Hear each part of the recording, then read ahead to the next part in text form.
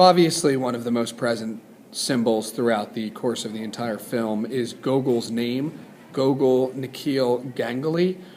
We see Gogol change his name several times throughout the course of the film for many different reasons, and these reasons all are really important symbolically for marking some kind of major change in his personality or his growing up. So we'll take a look at a few of these one by one, and then we'll try to analyze what it all means at the end.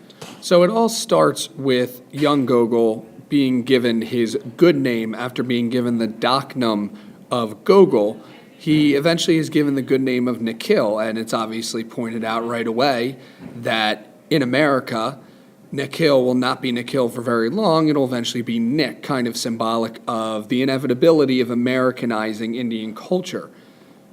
It doesn't quite end up that way, as when Gogol begins elementary school, he actually prefers to go by Gogol, his docknum, which kind of takes his parents by surprise, but they're willing to go with it, especially because of how much that name means to Ashok. Things obviously change when Gogol goes into his teenage angst years, and then even as a young adult, when he decides that Gogol is not an acceptable name that he could put on credit card applications or resumes. So he decides to start going by his good name, Nikhil, which inevitably, as guessed, is turned into Nick by pretty much all of the Americanized people that he knows.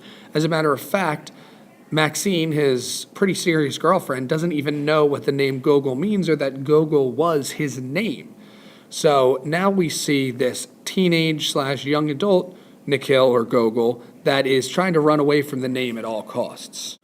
As far as Gogol's inevitable willingness to change his name back to Gogol, it all happens in the big car ride conversation where Ashok finally reveals the meaning of his son's name. And it's obviously pretty powerful, and it's definitely an eye-opener for how important this is to his dad. This entire time, we've really seen Gogol as pretty self-centered, but hopefully this, and of course, sadly, the death of Ashok, is what's going to turn Gogol around and make him finally accept and be willing to understand the importance of his heritage.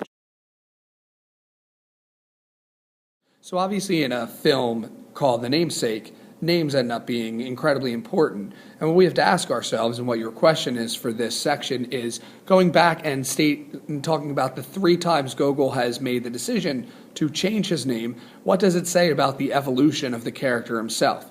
What kind of state of mind is he in, and how does it all tie into Gogol's acceptance of his culture, heritage, and his parents themselves?